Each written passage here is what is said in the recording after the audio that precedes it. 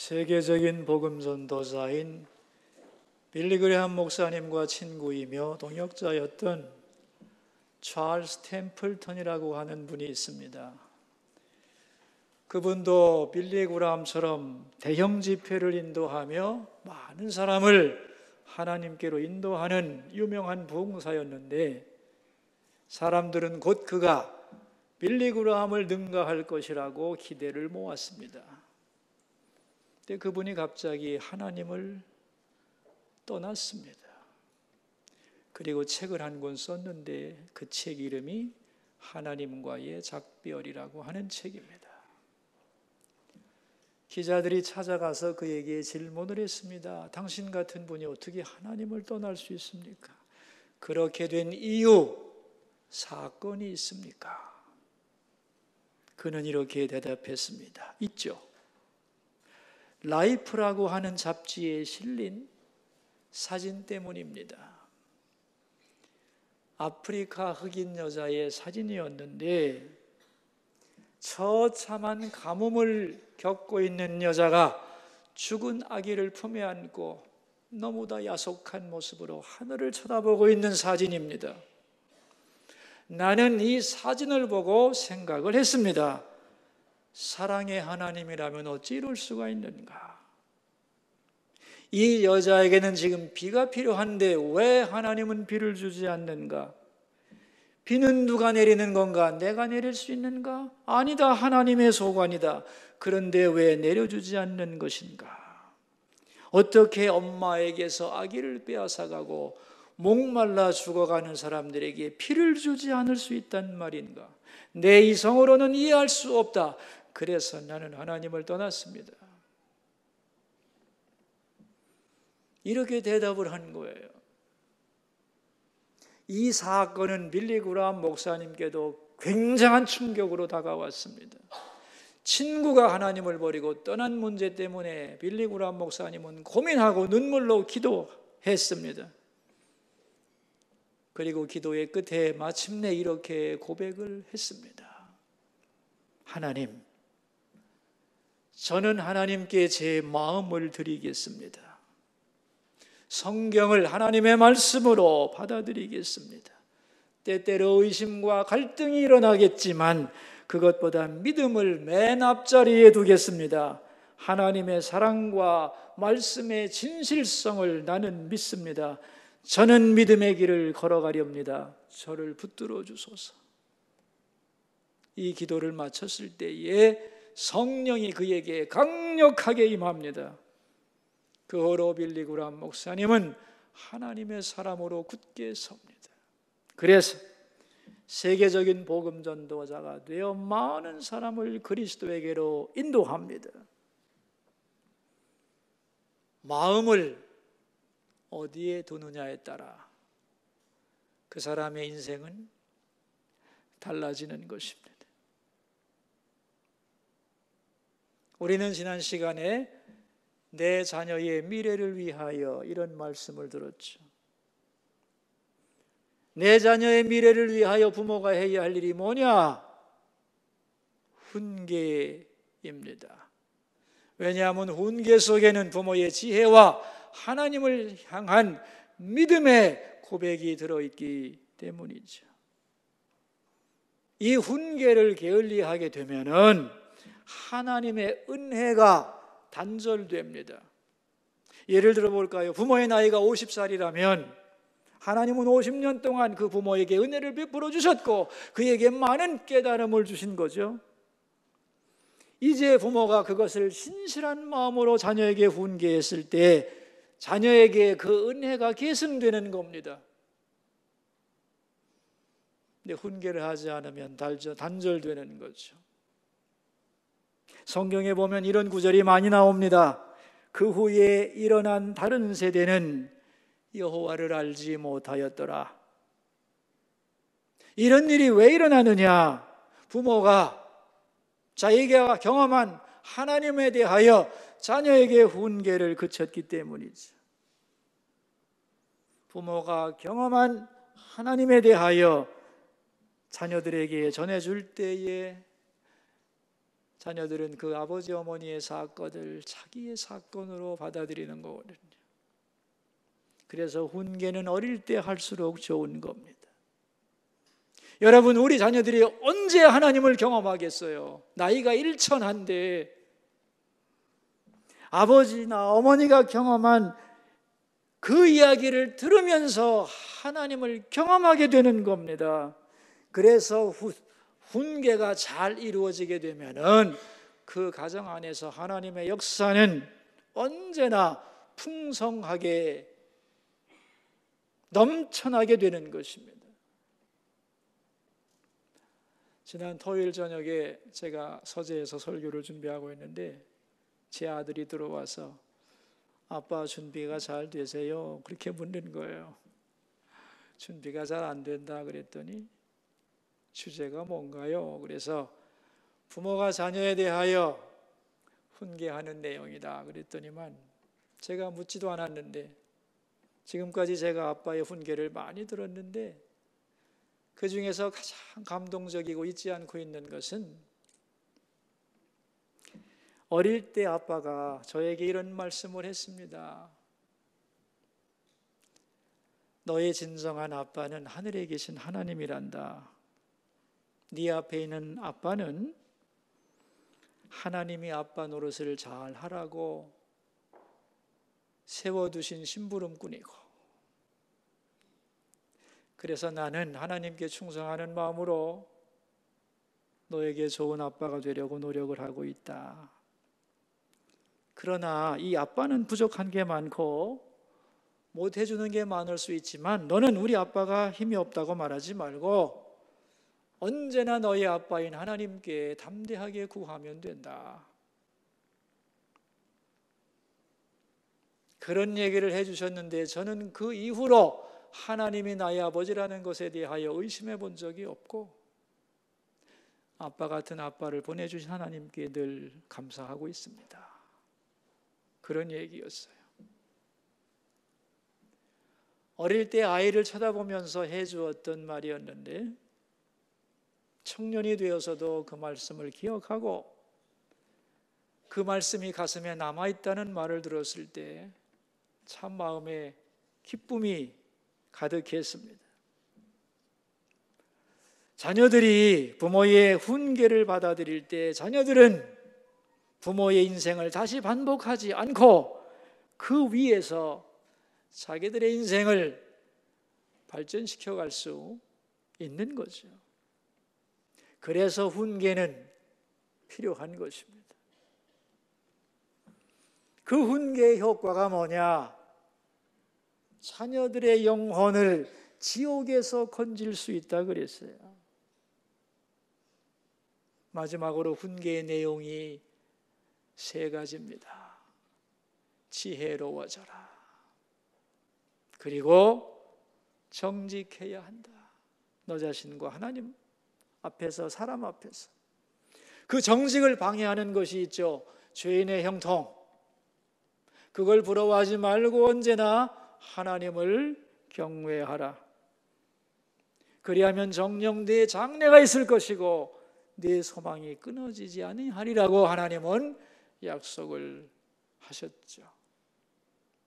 그러므로 여러분, 내 앞날에 소망이 없다고 말하지 말고 미래를 걱정하지 말고 우리가 할 일은 뭐냐? 지금부터라도 지혜로운 사람이 되기를 노력하고 정직해지기를 노력하고 하나님을 경외하는 사람이 되면 우리의 장래는 하나님이 책임지실 줄로 믿습니다. 지난 시간의 얘기가 바로 이런 내용이었어요. 오늘 본문은 아버지가 자녀에게 하는 말, 부모님이 특별히 젊은 아들들에게 해주는 교훈입니다. 더 나아가서 우리들의 진정한 아버지인 하나님이 자녀된 우리들에게 하시는 말씀이 오늘 본문의 주제인데 그 핵심이 뭐냐? 설교 제목입니다. 같이 한번 읽어볼까요? 내 마음을 나에게 다오입니다. 지난 시간의 내용이 부모가 자녀를 가르치는 것이었다면 오늘은 자녀가 부모에 대하여 어떤 태도를 가져야 되는가를 세 가지로 말합니다. 이것을 다른 말로는 효도의 3단계 그렇게 부르기도 합니다. 자, 자녀가 부모에 대하여 어떠한 마음, 어떠한 자세를 가져야 되는가? 첫 번째가 22절인데 읽어보겠습니다. 너를 낳은 아비에게 청종하고 내 늙은 어미를 경히 여기지 말지어다. 부모님 말씀 잘 듣고 절대로 무시하지 말라. 그런 얘기예요. 이게 자녀가 부모에 대하여 가져야 할 아주 기본적인 자세라는 겁니다. 부모님의 말씀을 잘 들으면 부모와 자녀 간에 소통이 일어나게 되죠. 그리고 부모님의 실수를 반복하지 않게 됩니다. 이건 엄청난 에너지의 절약이죠. 그러니까 우리 자녀가 인생을 낭비하지 않는 방법이 뭐냐? 부모님 말씀 잘 들어. 그런 소리입니다. 자, 두 번째 부모를 향하여 가져야 될 태도가 24절에 나오는데 읽어봅시다. 의인의 아비는 크게 즐거울 것이요 지혜로운 자식을 낳은 자는 그로 말미암아 즐거울 것이니라. 의인이 되고 지혜로운 사람들아, 이거는 이스라엘 사람들이 생각하는 이상형의 인간입니다. 의롭고 지혜로운 말, 이건 뭐냐면 하나님 앞에 올바로 서고 사람 앞에 제 몫을 감당하는 사람들아, 그런 얘기입니다. 그게 효도라는 거예요. 마지막으로는 26절인데 같이 읽습니다. 내 아들아 내 마음을 내게 주며 내 눈으로 내 길을 즐거워할지어다. 내 마음을 다른 곳에 빼앗기지 말고 부모님의 훈계에 두어라. 하나님 말씀에 두어라. 그리고 내 길을 즐거워해라 그랬어요. 여러분, 내 길을 즐거워한다는 게 무슨 뜻일까요? 부모님이 지금까지 살아온 길을 즐거워하라는 거예요. 다른 말로는 부모님을 존경하고 높이 평가하라는 겁니다. 그게 효도라는 거예요. 자식이 부모에 대하여 가질 마지막 자세라는 거예요. 여러분, 부모가 나이가 들면 마지막으로 필요한 게 뭐냐 하면은 인생에 대한 평가입니다. 내 인생이 어땠는가 하는 거예요. 근데 여러분, 우리의 인생을 누가 평가하실까요? 우리 인생을 평가하는 분은 인생의 주인이신 하나님이죠. 오케이. 그런데 땅에서는 모든 사람이 평가하겠지만 자식의 평가가 가장 중요한 겁니다. 아버지, 어머니 두 분은 참으로 열심히 사셨습니다. 누가 뭐래도 저는 두 분을 존경합니다. 이것이 내 길을 기뻐한다는 말의 의미예요. 이게 효도죠. 이런 말을 들을 때 부모의 인생은 공허하지 않고 의미로 충만하게 된다, 그런 얘기입니다. 저희 성도님 중에 어느 부부가 저한테 이런 고백을 했어요. 목사님, 저희 부부는요, 남이 볼 때는 참 사이가 좋지만 집에서는 무지하게 싸웁니다. 심지어 어떤 말을 하느냐 하면은 우리가 만난 것은 실수야. 당신하고 결혼한 것이 내 인생의 실수였어라는 말을 우리는 서슴없이 해댔습니다.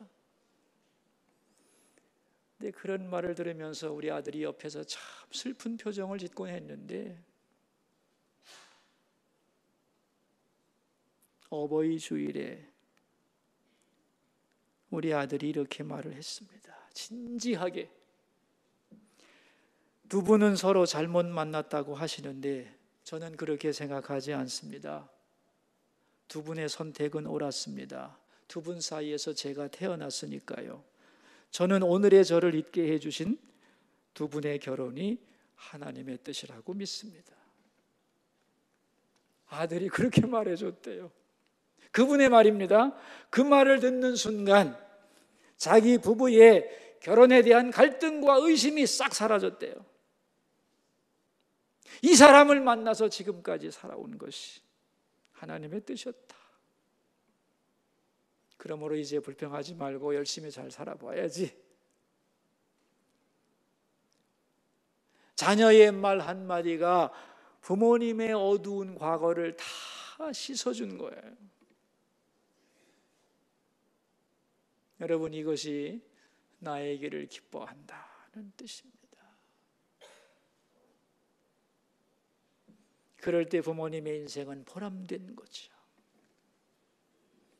저는 우리 청년들에게 가끔 질문을 합니다. 너는 누구를 존경하니? 그럼 아무개를 존경한다고 대답해요. 그럼 제가 반드시 그 다음에 물어보는 말이 있습니다. 그 사람이 너한테 뭐 해줬는데? 제가 이 말을 묻는 의도가 있습니다. 자식으로서는 마땅히 제 부모님을 존경합니다. 이 말이 나와야 되는데 요즘 애들 앞에서는 안 나와요.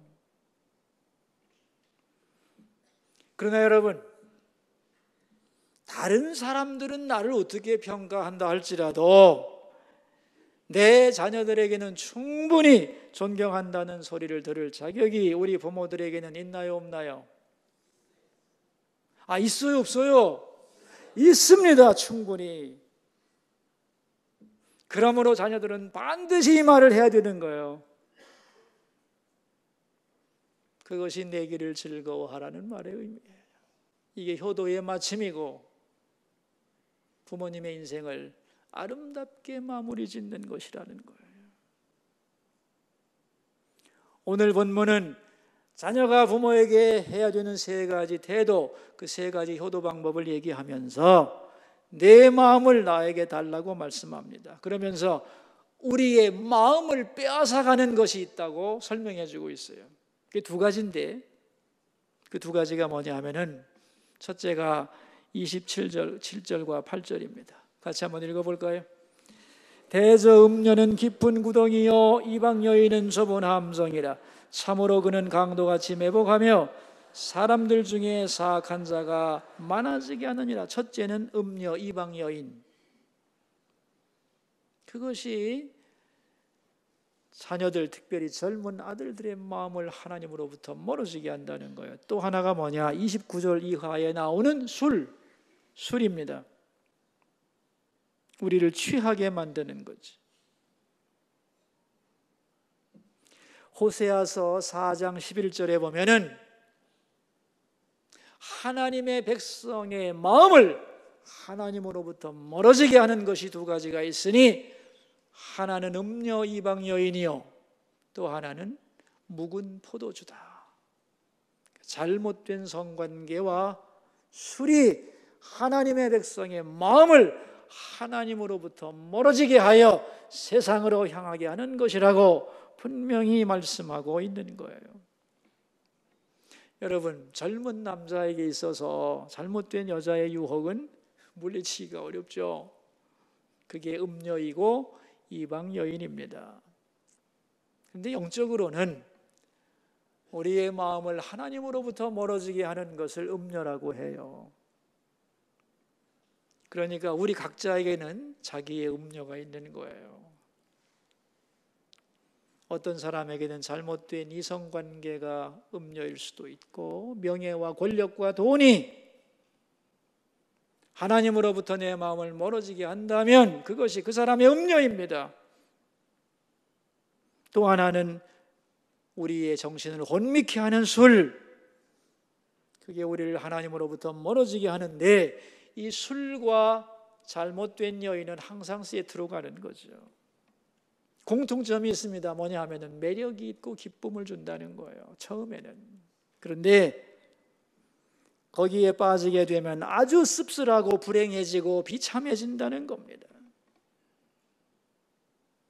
그러니까 우리의 자녀들이 하나님께 마음을 두어야 되는데 반대로 술과 여자 조심하라는 거예요. 그러면서 오늘 본문은 특별히 술에 대하여 자세하게 말씀하고 있어요. 아주 조심해야 된다고. 먼저는 술이 주는 피해가 뭐냐? 29절에 지적을 하고 있습니다. 같이 읽어봅시다. 재앙이 네게 있느뇨, 근심이 네게 있느뇨, 분쟁이 네게 있느뇨, 원망이 네게 있느뇨, 까닭 없는 상처가 네게 있느뇨, 붉은 눈이 네게 있느뇨. 이런 것들이 누구에게 있냐면 30절, 술에 잠긴 자에게 있고 혼합한 술을 구하러 다니는 자에게 있느니라. 술 좋아하는 사람에게 재앙이 있고 근심이 있고 분쟁이 있고 원망이 있고 까닭 없는 상처가 있는 거다, 그런 얘기입니다. 자, 여러분, 먼저는 술을 먹으면 뭐가 온다고 그랬죠? 재앙이 온다고 그랬어요. 전 세계 자동차 사고의 40%는 술이 원인입니다. 엄청난 거예요. 미국의 인디아나 형무소에서, 주립 형무소에서 연구를 했는데 범죄인들에게 물었습니다. 당신은 언제 범죄했는가? 당신이 범죄한 순간에 어떤 상태였는가? 대부분의 사람들이 술 취한 상태였어요. 그래서 사고와 범죄, 이것은 술과 결코 분리될 수 없다 하는 거예요. 또한 근심이 네게 있느뇨. 여러분, 술 먹는 이유가 근심을 잊자는 거거든요. 그런데 미안하지만 술 먹다 보면 더 큰 근심이 그를 사로잡는다는 겁니다. 처음에 먹을 때야 좋지, 기분이. 그런데 깨어나면 후회한다는 거예요. 돈 많이 들어갔지, 안 할 말 했지, 체면 구겼지, 괜히 먹었구나 하는 생각을 한다는 겁니다. 가족 중에 한 사람이 술을 마시면 그동안에 다른 가족은 근심합니다. 불안해하고, 아내는 잠을 못 이루고, 자식은 그것을 보고 배우고, 건강의 낭비, 시간의 낭비, 그 피해 이루다 말할 수 없는 거예요. 그래서 근심 덜어보고자 시작했는데 더 많은 근심이 술 때문에 그 사람을 사로잡게 되는 거다, 그런 말입니다. 또한 술을 먹게 되면 분쟁이 일어난다는 거예요. 맑은 정신에서는 내 감정과 이런 것을 통제할 수 있었는데 술이 취하게 되면은 통제력이 상실되면서 내 속에 있는 감정이 그대로 표출된단 말이죠. 그래서 격하게 부딪히고 싸움이 생기고 원망으로 이어진다, 그런 얘기입니다. 또한 까닭 없는 상처가 나는 거예요. 이 까닭 없는 상처가 뭐냐 하면은 술 취해서 어디서 뒹굴다가 왜 다쳤는지도 모른다는 거예요. 당신 이거 웬 상처야? 모르겠는데 어디서 다쳤는지 나 기억도 안 나? 이런다는 거예요.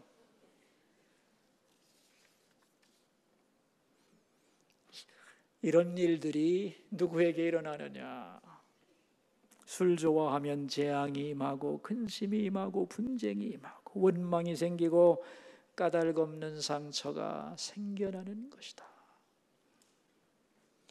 아이고, 나는 그렇게 술 안 먹습니다. 깔끔하게 먹겠습니다. 그렇게 말하고 싶죠. 대답이 32절입니다. 읽읍시다. 그것이 마침내 뱀같이 물 것이요 독사같이 쏠 것이며, 뱀 가지고 놀고 독사하고 놀다 보면 반드시 물리거든. 해를 입지 않겠다고 하지만 반드시 해를 받게 되는 것이다, 그런 얘기예요. 좀 더 마시면 33절입니다.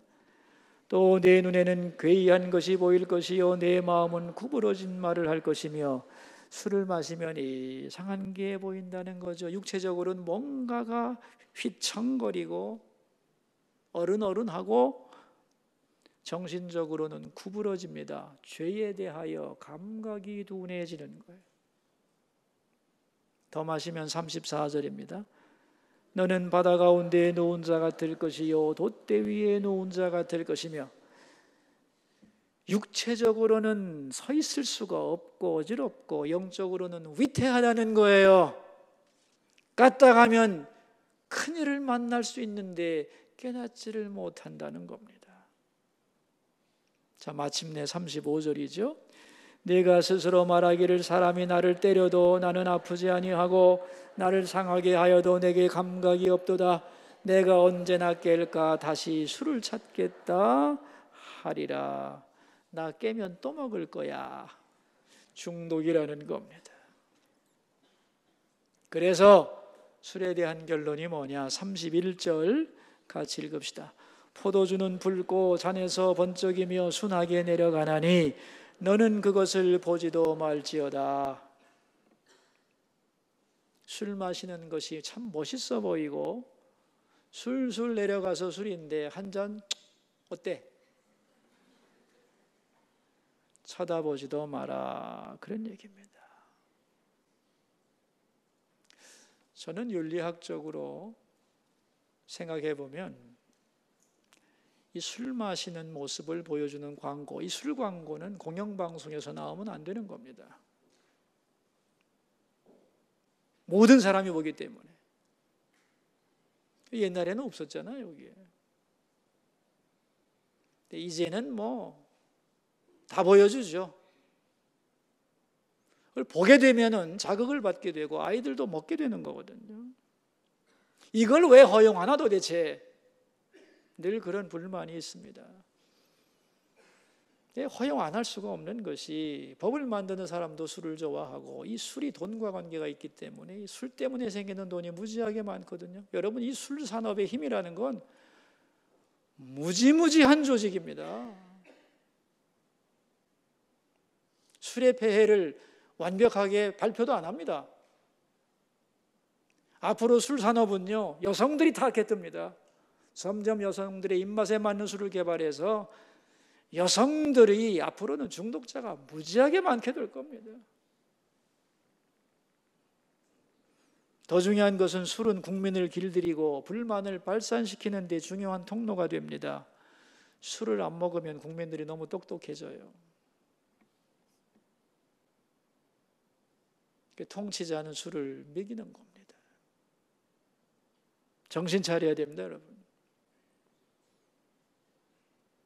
그런데 국가는 그렇다고 하자는 거예요. 할 수 없지 뭐. 가정에서는 어떠냐는 거죠. 가정에서 그런 거 안 보여줘야 되거든요.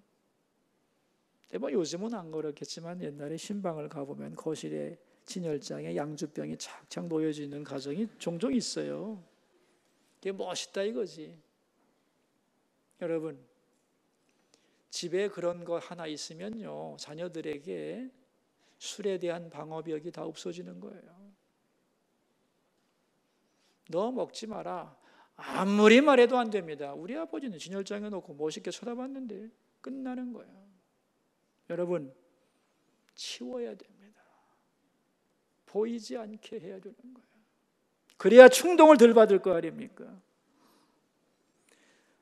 돌아가신 그 서초동의 사랑의 교회의 옥한음 목사님이라는 분이 계셨는데 그분은 술에 대하여 아주 관대했던 분입니다. 그런데 목회를 하면서 이 성도들과 이 상담을 하면서 술에 대한 입장이 아주 강경해진 분이에요. 술로 인한 비극과 고통이 가정에 얼마나 많이 숨겨져 있는지, 술 먹고 아내 구타하는 사람 너무 많고 자녀들이 망가지는 거 너무 많고 재산 손실된 거 너무 많고, 그래서 나중에는 술에 대하여 분노가 생기고 혐오하게 되었다고 고백을 했습니다. 탈무드에 나오는 이스라엘의 전설을 하나 말씀드릴게요. 노아라고 하는 분이 홍수 후에 포도나무를 심고 있는데 사탄이 찾아와서 물었어요. 뭐 하세요? 포도나무를 심고 있어. 그 나무는 어떤 나무인가요? 아주 달고 맛있는 열매가 열리는데 새콤하고 좋소. 이걸 발효시키면 마음을 즐겁게 하는 술이 됩니다. 그러자 사탄은 그렇게 좋은 거라면 저도 도와드리지요. 노아는 좋다고 했고 그 말을 듣고 사탄은 4마리의 짐승을 가지고 와서 죽입니다. 양과 원숭이와 사자와 돼지, 이 4마리를 죽여서 그 피를 나무의 거름으로 사용을 했습니다. 이렇게 해서 포도가 익었는데 그 열매로 술을 담가서 노아가 마셨더니만 첫 번째는 양처럼 순하다가 좀 더 마셨더니 원숭이처럼 떠들고 자랑하고 다른 사람 흉보고 다니기 시작하더니 더 마셨더니 사자처럼 소리를 지르고 싸나워지고 더 마셨더니 돼지처럼 아무 데서나 드러눕고 토하고 뒹굴더라는 거지요. 결론이 중요합니다. 하나님께서 의인으로 인정하신 노아도 이와 같은데 평범한 인간이 마시면 어떤 일이 일어나겠느냐. 탈무드 얘기라니까요. 자, 여러분, 우리 그리스도인 중에도 이 술에 대한 입장이 분명하지 않은 분들이 참 많은데 한평생 헷갈리지 마시고 그 입장을 확실하게 정리를 하면 좋겠습니다. 성경에 보면은 제사장이 예배를 인도할 때 술 입에도 못 댑니다. 포도도 먹으면 안 돼요. 또한 나실인이 서약을 하고 헌신한 기간 동안은 절대로 술을 먹으면 안 됩니다. 그러나 그 이외의 시간에는 먹는 게 허용이 되었어요. 신약으로 와서 질문 하나 해야지. 여러분, 예수님은 포도주를 드셨을까요? 안 드셨을까요? 이렇게 물었더니 아주 헷갈리더라고요. 예수님은 포도주를 드셨을까요? 안 드셨을까요? 드셨어요. 마태복음 11장 19절에 보면 예수님의 별명이 나와요. 포도주를 즐기는 자, 이렇게 나와요. 포도주 마셨어요. 바울은 디모데에게 위장병 때문에 포도주를 사용해도 좋지 않겠냐고 권면을 했습니다. 그런가 하면 디모데전서 3장 8절에서 집사의 조건 중에 하나가 술에 인박이지 않아야 된다 그랬어요. 그러니까 습관적으로 술 마시는 사람은 집사 되면 안 된다는 거예요. 고린도전서 6장 10절에서 술 취한 자는 하나님의 나라를 유업으로 받지 못한다 그랬어요. 그러니까 허용하는 취지도 있고 금지하는 취지도 있고 입장이 아주 성경은 다양해요. 결론은 뭐냐? 술 마시는 게 죄냐? 아니라는 거예요. 이거는 건덕사항이고 신앙적으로 조절을 해야 될 문제라는 거예요. 그러나 술이라고 하는 것은 우리를 하나님으로부터 멀어지게 하고 죄 짓는 통로가 될 수 있기 때문에 아주 조심해야 된다고 경고하는 거예요. 그게 성경의 술에 대한 입장입니다. 술에 대한 반응과 조절 능력이 사람마다 다 다르기 때문에 똑같이 말하기는 어렵죠. 내가 술에 약하고 자꾸만 술에 끌린다면 쳐다도 안 보는 게 안전하죠. 근데 일반적으로는 하나님의 영광을 위해서, 이웃에게 덕을 세우기 위해서, 그리고 나 자신의 경건과 건강을 위해서 조심해야 한다는 겁니다. 더 나아가서 성경은 술 취하지 않는 것으로 너의 임무를 다했다고 하지 말고 성령께 붙들린 충만한 인생을 살아야 된다고 말씀하고 있어요. 이게 무슨 말이냐면은 이 시대의 사람들은 정말 마음 둘 곳이 너무도 없어서 술에 빠져들고 잘못된 성관계에 탐닉해 들어가고 있는 거예요. 점점 더. 그러나 주님은 우리에게 말씀하셨죠. 내 마음을 내게 다오 그랬습니다.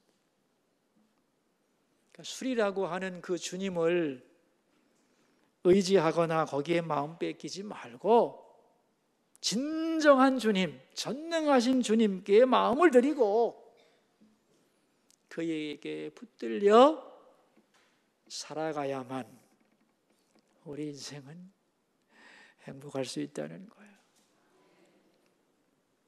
너의 마음을 내게 다오. 여러분, 허무한 것, 술을 의지하고 거기에 마음 뺏기지 말고 전능하신 우리 주님께 마음을 두고 그 길을 따라갈 때 우리의 인생이 복되고 충만하게 될 줄로 믿습니다. 기도하겠습니다. 우리 들은 말씀을 생각하면서 두 가지 기도 제목으로 주님 앞으로 나갑시다.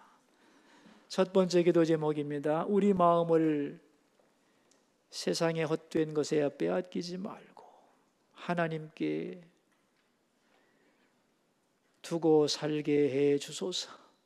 술을 의지하거나 술의 마음을 빼앗겼다면 거기서 건져주시고, 또한 잘못된 성관계에 빠져 있다면 우리를 건져 주옵소서. 우리 함께 기도하겠습니다. 여러분, 자기 목소리가 자기 귀에 들리도록 소리를 내서 기도하겠습니다. 외롭고 고독하며 마음이 허전한 사람들이 마음을 빼앗기는 술, 또 잘못된 관계, 하나님이 여기에 빠져 살아가는 사람이 얼마나 많은지 모릅니다. 혹시 주님의 백성들 중에 술에 의지하여 마음을 빼앗기고 살고 있다면, 잘못된 관계에 빠져 있다면 건져주시고 그들의 마음을 하나님께 드리며 주님의 성령께 붙들려 살아가는 복된 인생이 되게 하여 주옵소서. 두 번째 기도 제목입니다. 한국교회와 우리나라를 위해 기도하겠습니다. 한국교회 진리의 말씀이 선포되게 하시고 이 나라 대한민국 휘청거리지 말고 국민들이 정신 똑바로 차리게 하시고 국민들에게 분별력을 주시고 하나님 이 나라의 진정한 방패와 인도자가 되어 주소서. 기도하겠습니다.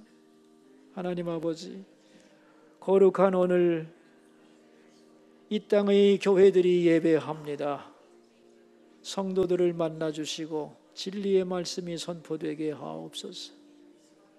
대한민국을 지켜주시고 이 나라가 어디로 가야 되는지 휘청거리고 있사오니 우리 국민들에게 분별력 주시고 정신 똑바로 차리게 도와주시옵소서.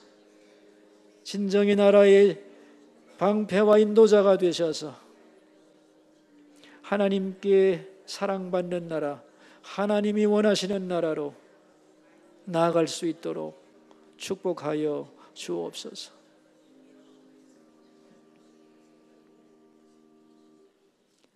내 마음을 나에게 다오, 이렇게 말씀하시는 하나님 아버지, 세상은 갈수록 술에 취해가고 있습니다.